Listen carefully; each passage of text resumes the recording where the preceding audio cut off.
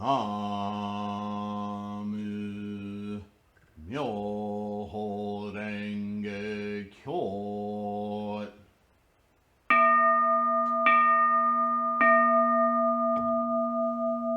Namu Myoho Renge Kyo.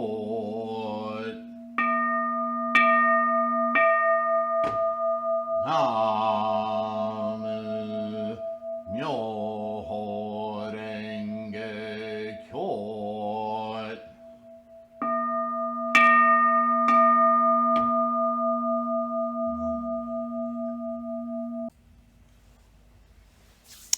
Hello, everyone. Welcome. Thank you for being here. Namo Myoho Renge Kyo. I hope this finds you in good health and secure. Nichiren's really digging into, well, in context, he's having to be the voice of reason, rationality, and scholarship at a time in Japan with this relatively new shogunate and absolute authoritarian rule.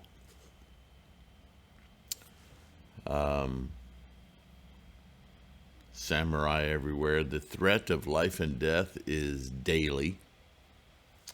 Certainly, he's being... When was this written?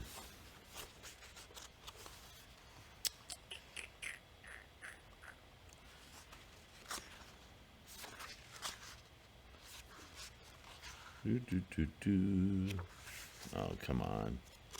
My famous page-turning karma. No, this is... The format in this translation is different than others I've read. Usually they'll have the date at the end of the treatise. Darn it.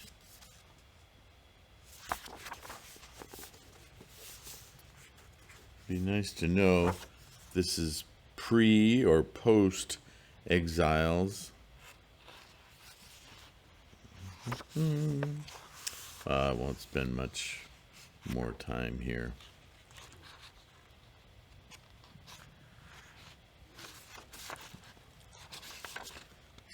Telling you. Okay, those are notes. Where's the end? Okay, so it's right there. No date. That's unfortunate. Well, anyway, he's having to counteract a lot of political forces that have adopted unreasoned and erroneous, miscellaneous misinterpretations, either accidentally or on purpose, by these previous teachers who he's arguing with people who are following a tradition of incorrect practice for hundreds of years. So some of them are guilty of knowing better. Some of them are guilty of not really following the scholarship of Buddhism, but just following the scholarship of their teacher, never looking beyond. See, and this is something important because I see this not only in Buddhism, but in many, many things today. People rarely go back to first principles. People rarely go back to how did these opinions and thoughts and ideas form, right? They just accept what other people say as fact without investigating further. Now, we live in a time where that's very, very prevalent, and it's super unfortunate because it leads to a tremendous amount of non-authentic, or misleading or misunderstood ideas in many things, from engineering to food to our diets to everything we do. When you read a book or you hear from online, especially, some opinion, even mine. Don't take everything you hear at first blush and go, well, that makes sense to me, and then go running with it. Because you're just spreading information that you don't understand fully from where it comes. Even if you relate to something you're hearing, it doesn't mean that what you're hearing is based in reality, based in fact. It may be based on somebody's whim, and before you know it, you're following a line of reasoning that isn't reasoned at all, and you're suffering consequences that you don't understand because why doesn't it agree with the reason, this is fact. No, it is not fact. And this is Shakyamuni, 3,000 years ago, said to his students, number one, don't follow people, follow the law. In other words, seek the ultimate meaning in, and the only way you can do that is by studying the entire breadth of Buddhism. You need to find your mental understanding and aha moments, your insights specific to your momentum, your life. You can't just pick up from here and pick up from there and pick and choose what you agree with and just disavow yourself of anything that's contradictory. Because if you read everything that on first reading you might think you disagree with, and then others you agree with, you might see that there's a third thing that if you just understood that, you'd see where these other opinions popped up. And then you could have a fourth opinion and go, I can tie all that together. Now I understand where that's not so important, but that has something, a kernel of deep importance. And it's going to be different from you than your sister or your mother or your neighbor or your, right? They may seem very similar, but your insight, that's the one we want. You want, right? You can go through every door in your neighbor's house and not necessarily get to the bathroom, but when you got to go, it's nice to know the door that has the bathroom in it, isn't it? But you discover that. You know where it is. You don't just walk into a room full of doors of different colors. You know what I'm saying? You need to do your own research. So, and this is what Nichiren is doing. That's Nichiren's whole job in medieval Japan, is to take all of these people who think they're authorities or who are happy to be in authority, and all the population of people around you. They go, no, he's the authority. He's the one who tells us what to do. She knows it all. She knows it. I don't question her. Right? Authoritarian regime goes both ways. People have to love to be told what to do so they don't have to be responsible for everything, which brings out of the woodwork those who will say, I'll take responsibility. Give me the authority. Right? Both are deluded. The authority should be what's right. And when you know what's right, then it changes your life, doesn't it? Then there are no authorities other than your own experience. That's Buddha. Yeah? So, we're into the next section here, and it's called the Daimoku, the way out of the three evil realms, the three lower realms, evil again. They're lower realms because they're obstacles to you experiencing Buddha, right? They're incomplete, or they're misleading, or they're mimetics, just repeated for the sake of repeating what everyone else is repeating, because after all, the guy who said it first was a guy that lived long before we did, and our teacher learned it from his teacher, and gosh, we're just going to repeat it. That doesn't make it right. But it makes it very hard to change people's minds who have been engendered and cultured in that kind of thinking, right? So, here, Nichiren says, I would like to elucidate the merits of the Daimoku, the title of the Lotus Sutra, for saving those who only chant it from the three evil realms. It is stated in the Lotus Sutra, Facile 5, Chapter 14, quote, Peaceful Practices. It's got different translations, but it's Chapter 14. Quote, Manjushri, this Lotus Sutra is so difficult to encounter, not difficult to practice, difficult to encounter, that its name has never been heard in innumerable countries. The sutra also preaches in the 8th facile, chapter 26, mystic phrases, quote, you will gain incalculable good fortune by simply protecting those who believe in chanting the title of the Lotus Sutra, or invoking it, chanting, singing it, right? End quote. Again, in the Devadatta chapter 12 of the Lotus Sutra, it is stated, quote, upon listening to the Devadatta chapter of the Lotus Sutra, those who believe in it wholeheartedly with a pure mind will not fall into hell and realms of hungry spirits and beasts, right? The 3 lower worlds. The chapter on the Myoji Kudoku, the merit of the title, end quote, of the Nirvana Sutra states or asserts, quote, there's no reason for the virtuous people, men or women, hearing this title of the sutra to fall into the 3 lower worlds. The Nirvana Sutra is especially cited here because it was preached to amplify the merits of the Lotus Sutra. Question. How can anyone escape the 3 lower paths just by hearing the Daimoku, the title of the Lotus Sutra, without understanding its meaning? Good question, right? Answer. It is due to the meritorious acts of the past that anyone happens to be born in a land where the Lotus Sutra is known, hears the title of the sutra, and has conviction in it.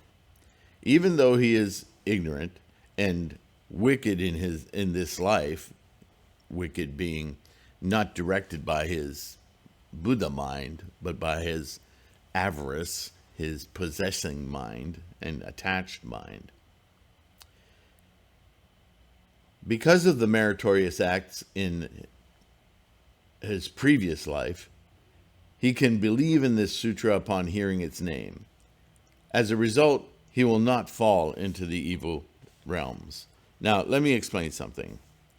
This translation that we constantly read, previous lives,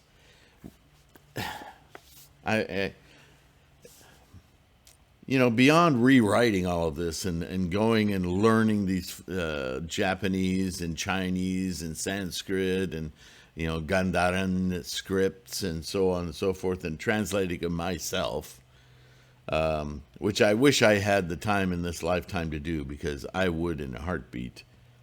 I may yet try to do that. Crazy.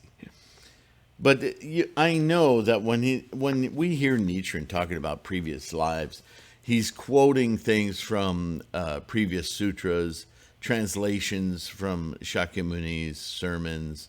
This whole thing about previous lives is about karma. Please understand that this is it's really misleading. There's nothing like reincarnation in Buddhism. There just isn't. There cannot be. Simply because Buddhism, the primary directives of early Buddhism were, right, impermanence, no soul, anatman, right? Everything is in flux. Nothing exists in and of itself. Everything is a flow of energy. And the perception of that only occurs in the mind, and the only place the mind exists is as an emergent property of this physical apparatus, this body, this brain, these consciousnesses. They all emerge into a mind of perception, of experience, right? So when you die, there's no mind. So there's nothing. I mean, this has gone over and over and over again. Nagarjuna, Vasubandhu, countless scholars, and Shakyamuni himself. The rhetoric is used because 3,000 years ago, people were so encultured into that kind of thinking that all Shakyamuni was trying to do is use the language of the day, the perceptions of the day, the stories of the day, and redirect them to think differently. And over time, this is what we're talking about. We're talking about the capacity of the people. Over time, they get more sophisticated in their thinking. And then, like a child believes in Santa Claus, as the child gets older, it starts to see the device of that and how, ultimately, that's just a story adults use to engender some kind of respect or awe for life, whatever their motives are, right? An adult doesn't believe in frickin' Santa Claus. So it's the same thing with these lives, previous lives. And what that's really talking about is the 3,000 realms in a single thought moment. Everything comes from original enlightenment, that kind of thinking. The energy, remember I talk about it all the time, the energies in formations, the formations of form, all leading to ultimately this incalculable number of energetic processes combining to make this body. And it's in what he just said. It's difficult to encounter this teaching, right? But when you happen to be born in a land where the Lotus Sutra is known, it's because your karma has led you to that place. Your karma didn't look at a map and going, I'm going to the Lotus Sutra. What it's saying is that particular combination of consciousnesses and attraction toward and wanting to grasp has birthed you in an affluent country where you can live to be older, where you can encounter a lot of scholarship, right? Even today, you could be born in a country or in a backwood, Bolivia, trying to think of the name of jungles on the planet. There's one in northern Brazil. That's a huge jungle, right? There's jungles all over the planet, but my brain can't come up with the names of them. Anyway, you could be born into situations where people barely have language, let alone scholarship or libraries or affluence or any of that, right? So there is karma and people, human beings, being born into tremendous disadvantage who are very unlikely to run into the teachings of the Lotus Sutra. So for you and I, who have been born into affluent countries with a lot of literacy, right, and the ability to search out or to find or to encounter the teachings of the Lotus Sutra, it's almost like, why wouldn't you? Because it's so prevalent. But then again, you taking it up and reading it and practicing it, that's a whole nother level of how likely is that to happen. So what Nichiren is saying is that if you run into the Lotus teachings and you chant Namo Myoho Renge Kyo, it's not because this tremendous opportunity just randomly fell on your head. It's because your karma over a depth of the entire universe has resulted at this time, in this moment, directed you toward it. So the karma that your energetic flow is already keyed in and ready to accept and perform this. It's just that your samsaric mind hasn't heard it yet. So this is what he's talking about: previous lives. He's talking about Ichen and Sanzen.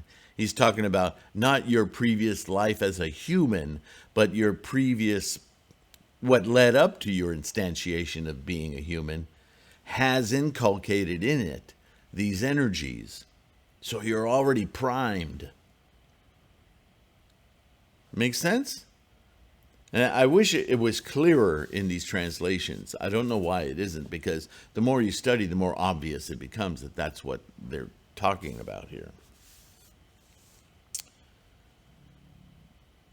So being in a born land, or a land where the Lotus Sutra is known, here's the title of the sutra, he can take conviction in it. Even though he's ignorant and I don't like the word wicked either, but that's just a reference, an English translation talking about a life that's ignorant of the Lotus Sutra. Because of the meritorious acts in his previous life, because you've been given the opportunity, now you got to run into it. He can believe in this sutra upon hearing its name. The moment you hear it, you can sense physically your attraction to it, your resonance with it, right? As a result, he will not fall into the lower worlds. Why? Because something's been opened. Something's going to make you curious. Something's going to make you want to pursue. And just that action alone, that's karma, right? You're putting energy to work. You're creating karma toward your enlightenment, which pushes away your tendency to go toward hell, hunger, and animality. Yeah? Doesn't happen in an instant, but it takes hold. The seed is planted, you might say.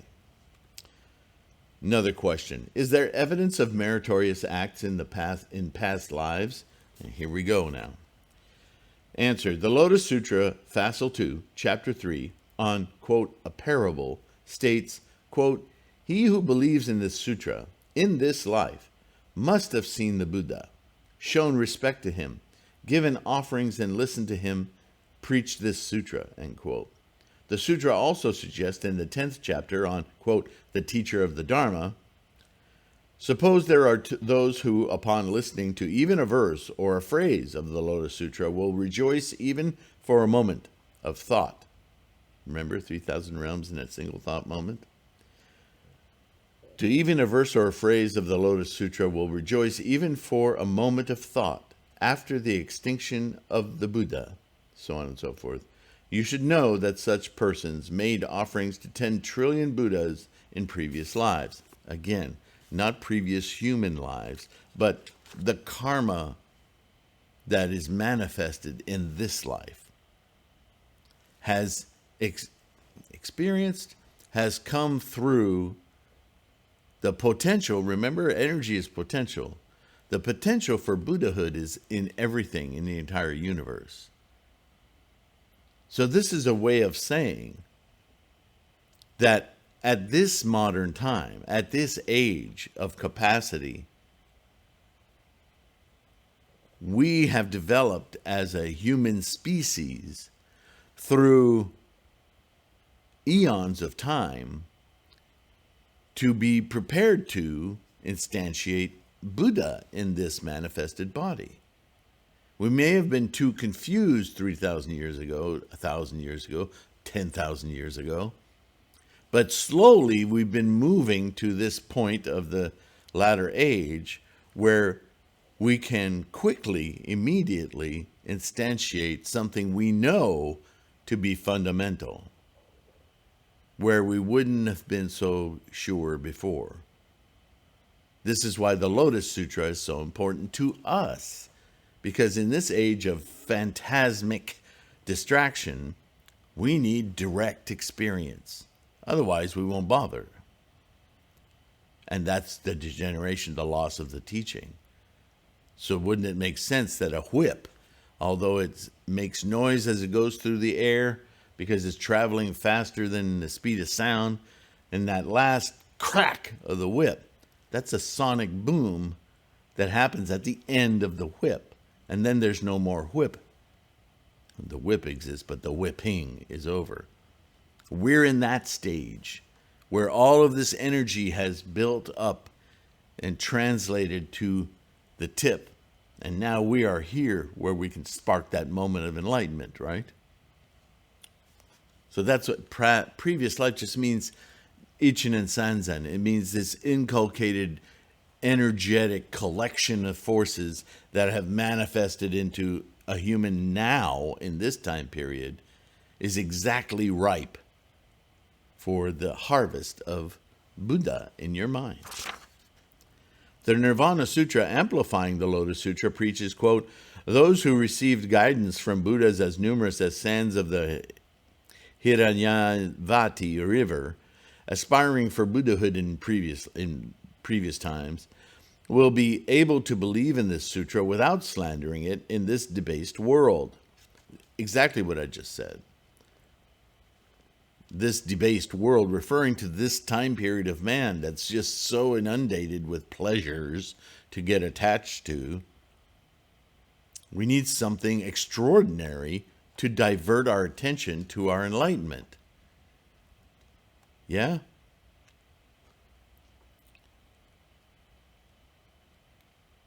Gentlemen, those who received guidance from Buddhas as numerous as the sands of the Ganges River aspiring for Buddhahood in the past will not slander this Dharma and endear and revere this sutra in this corrupt world. According to these sutras, it is due to the great merit of his virtuous acts in the past that anyone listens to the Lotus Sutra without slandering it, though unable to understand it. The chances of our being born in the three evil realms are more numerous than particles of dust on earth, while chances of our being born in the human realm are as scarce as the specks of dirt on a fingernail, so on and so forth. The chances of our encountering expedient sutras preached in the 40-odd years before the Lotus Sutra are more numerous than the particles of dust on earth, while encountering the Lotus Nirvana Sutras is as scarce as specks of dust or dirt on a fingernail. It is just as the passage cited above from the Nirvana Sutra, Facile 33, stated. To be able to believe in this Lotus Sutra, even one character or one phrase, is due to the profound association with it from previous life, which is a great blessing. So does all that make sense now with your understanding adjusted away from the bad translations here? That it is karmically a lesson of repeated instantiations and manifestations. Remember, we influence life as we are influenced by it. So, though we are not reborn of previous human existences like Shakyamuni, Nagarjuna, Nichiren, Dengyo, all of them, this is why we pay homage to them in our recitations. This is something we haven't talked about before, so let me elaborate just a moment. Certainly when we, in our recitations, honor these previous sages, bodhisattvas, we're not just simply saying, thanks for being smart. And that's probably what mostly it boils down to how it's taught and how we practice. But think about it a little further. Think about it as really a scholar of Buddhism. What we're actually proud and thankful for obviously Shakyamuni, but for Nagarjuna, Vasubandhu, Virakirti, so on and so forth, is that their tremendous effort, their life's work to make sure that the teachings of Shakyamuni of attainment of Buddhahood were kept clear, pushing away misunderstandings as much as they could, diving deeper into each concept to provide an effect in the world around them, to plant seeds constantly, to enlighten people as much as they could, toward self-practice, toward Buddhahood. They had an influence on those manifested life forms, those manifested humans. And because they had an influence on those humans, the children they bore, the relatives they had, the friends they made were also influenced. And that's energy. That's an energy that when these people pass away and go extinct and there's no more mind, there is an energy in the vast universe that has been taken a little further. Just like in the Big Bang was all plasma, and it took a while for things to come together into gases and then particles, things assembled differently as the universe cooled and started to clump because of the properties science studies all the time. And those clumps some became planets, some became stars, some became on and on and on, to a point billions of years later when an organism like a cell could manifest and then split and manifest new forms, bacterial forms replicating, until we finally get to fish and animals and ultimately to a human being, right? All of that energy, we've talked about this before, existed since the Big Bang, prior to the Big Bangs. It's just the organization of that energy that has mutated and advanced over time. Knowledge, information, this is what physicists talk about when they talk about black holes. Where does the information go? Where does the information of the spin of an electron go? Right? This is all information, and it's part and parcel of the manifestations of energies. There's no Bob energy or Sylvain energy, or right? But there is that concept of energy, that reality, that petri dish of what will the potential manifest next. And at this time period, the potential of the energy in the universe is able to manifest human beings with a predilection for enlightenment. Wow! What a precious thing to experience, because that's all we are lenses of experience on that potential behavior. So you better take advantage of it now, because it's not predicted to last forever. We're going to continue to evolve. How are we going to evolve? Toward enlightenment or toward the basest of our species? And it's entirely possible that this planet in 10 billion years is inhabited no more by humans, but other species who can't be bothered with enlightenment. I would like to leave a better imprint on life and the universe than that, wouldn't you? So attaining Buddhahood in our minds is not only for a fully expressed wonderful life for ourselves, but is an influence onto everything around us. Not just other people.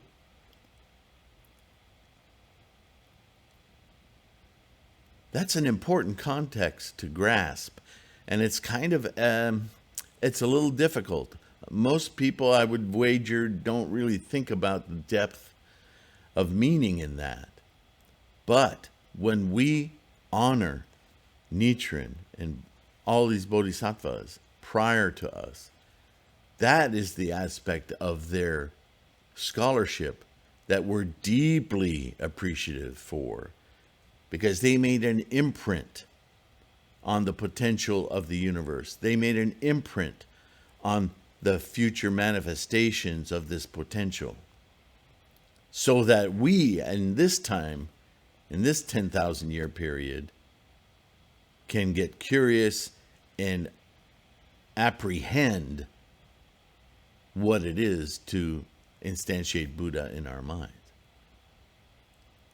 So with that, we have a much deeper sense of appreciation, yeah? Makes sense, right? All right, let's continue. Question: if anyone associates with a false teacher, right, bad influence, despite his conviction in the Lotus Sutra, he will fall into the three evil realms, won't he? Answer: if anyone without comprehension of the Lotus Sutra, and that's very important, if you don't comprehend what the Lotus Sutra represents, then you haven't really practiced or understood the Lotus Sutra, right?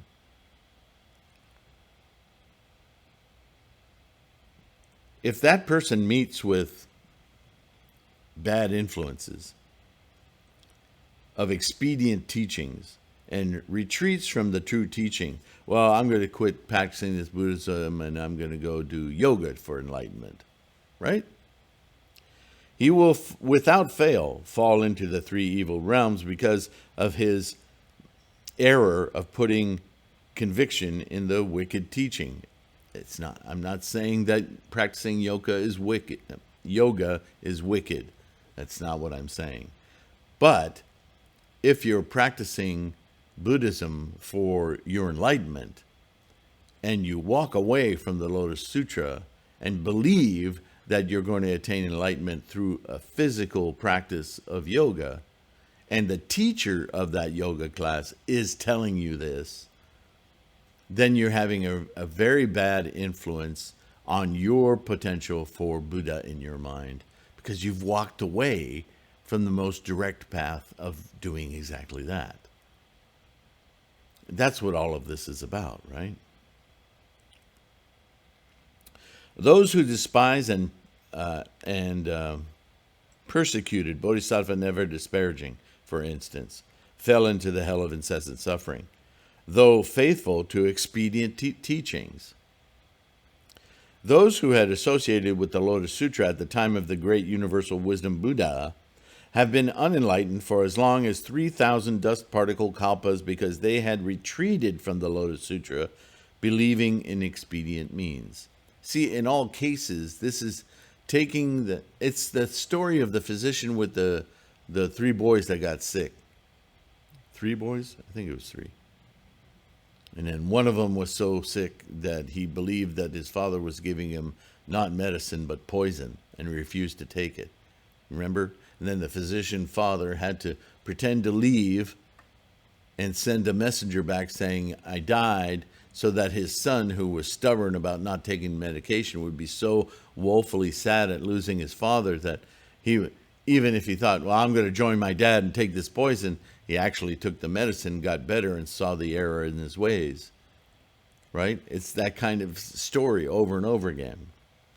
Those who believe in the Lotus Sutra, however, except for abandoning their conviction in the Lotus Sutra and following the teacher of expedient means, will never fall into the 3 evil realms for committing errors in a worldly manner. It is because such errors are not grave enough to upset the merits of the Lotus Sutra. So it's different if you practice the Lotus Sutra and you're unaware of its value, meaning you never really got over the hump, right? You never peered over the wall of suffering. You encountered it, but you didn't really understand it or practice it. You didn't take conviction in it. So now you've wandered off to other things, and that's what you've done. You've created a life now of wandering through your suffering, physical, samsaric life. You've cut yourself off from enlightenment, not because it's not available to you, but because that's what you've chosen. That's what he's saying. But if you come back to it and you take conviction in it, even if something happens to, maybe you got sick of the Sangha or the people that you knew that you were practicing with, and you took a break, and you said, I need to do something else, and you go do something else.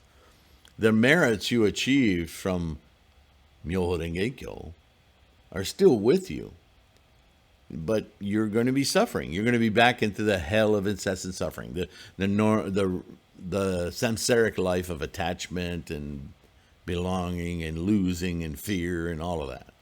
Yeah, obviously. But anytime you want to turn that around, you know to chant Namo Myoho Renge Kyo. And you'll end up doing it again. And you'll end up being very upset with yourself because you've wasted so much time. But once you know, you know.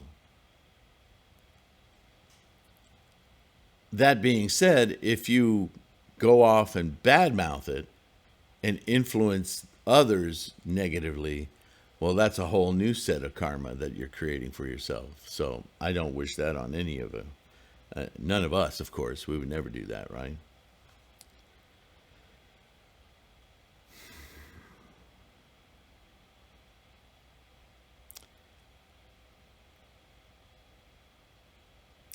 Those who believe in the Lotus Sutra, however, except for abandoning their conviction in the Lotus Sutra and following the teacher of expedient teachings, will never fall into the 3 evil realms for committing errors in the worldly matters. It's because of such errors are not grave enough to upset the merits of the Lotus Sutra.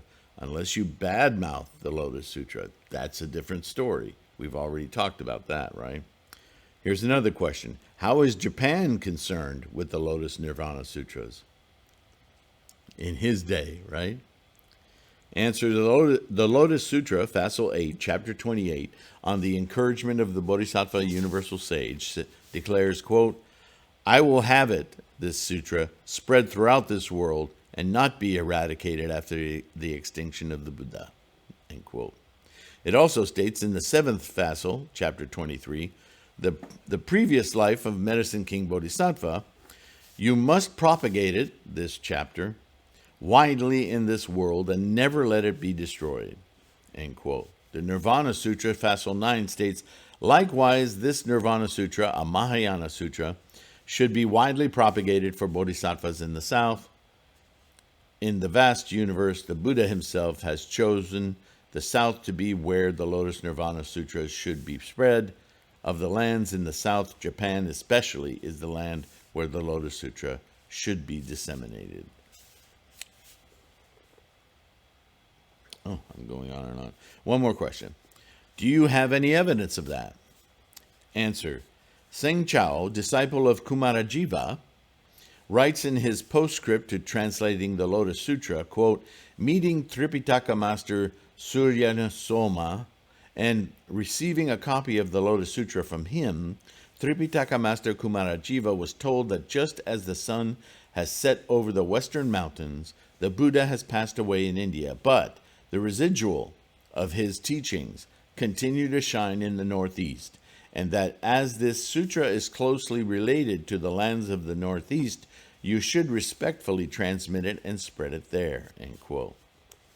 Interesting, what I was just talking about, influence, the word here, residual of his teachings. It's exactly what I'm talking about. The residual isn't some powder left of his sermon of the Lotus Sutra. The residual is the influence and the spread of it. Right? The northeast in this passage refers to Japan, northeast of India, which is to the southwest of Japan, points to Japan. Venerable Eshin, therefore, stated in his Essentials of the One Vehicle teaching, quote, the entire land of Japan seems ready to believe solely in the perfect teaching. Those in the capital as well as in the country, those nearby as well as afar, will all seek refuge in the one vehicle teaching. Both clergy and as well as laity, and the high as well as the low, aspire to attain Buddhahood, end quote.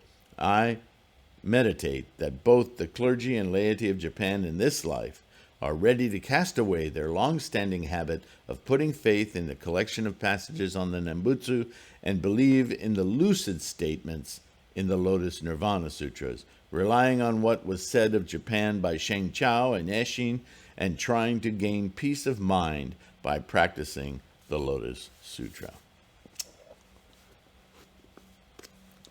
So by saying all of this, obviously Nichiren is teaching, but he's also reminding everyone it wasn't his idea. He sees it clearly, he's reading it clearly, but there have been plenty of other scholars before his day who've made the same elucidation. Every scholar, every 100 or so years, there's some scholar, bodhisattva, who again stakes the claim of Shakyamuni Buddha. It says, this is the ultimate teaching. This is the way to go. Stop adding all this other baloney to it or misinterpreting it. It's very clear.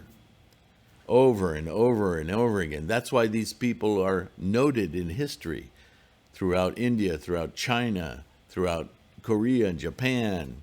As Buddhism spread, it went through this inculcation into the culture, got sullied and used for many reasons, power, authoritarianship, right? But ultimately, true scholars go, wait. It's very clear what it says. Reading directly from Shakyamuni, it's obvious that you're almost correct. You're pretty close, but you've made it self-serving. You people are out of your minds. It's very clear right here. So it's not just Nichiren who's done this. This has happened repeatedly throughout history. And we're at a time now when we're having to do it again independently. Because the old schools and the old, I keep wanting to say cult, which is accurate, but I know there will be a reaction to that, right? There are people who are spreading the teachings for their own agendas. And we're too smart for that. We're tired of that. It's tiresome. Yeah, here's some more money. Right? A lot of people have stopped practicing Buddhism because of that. We're reading about that very problem, right? But they practice. Even if they didn't understand the profundity, they practiced. They chanted Namo Myoho Renge Kyo. They know. And so we need to recall them. Justify their angst about it. Yeah, it's because you had bad teachers. Let's practice together. Let's fix that. We can independently practice the Lotus Sutra Buddhism.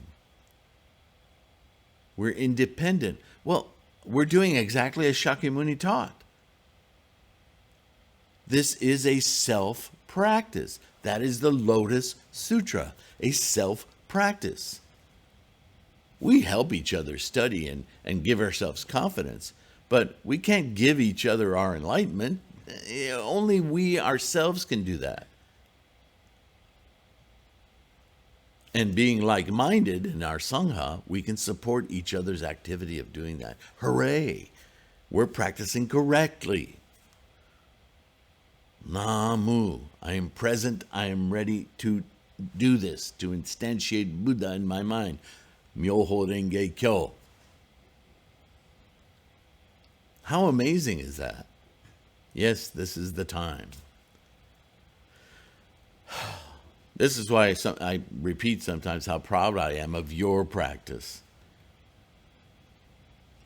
Because it's so amazing. It's easy to, am I really? Yes, you are.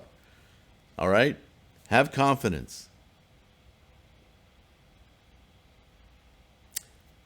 And you've got some resources here, as much as I can provide. If you can think of something more that I can do, let me know. But I've got this channel with hundreds and hundreds of videos on it. You can do a search for different subjects. I have the threefoldlotus.com website with a lot of free information to download, PDFs to print, right? The bookstore, the mandala store, cafepress.com/Gohanzon. Get your mandala. All right. That's it for now. We'll continue with the next one, and I'll see you then, okay? Bye for now.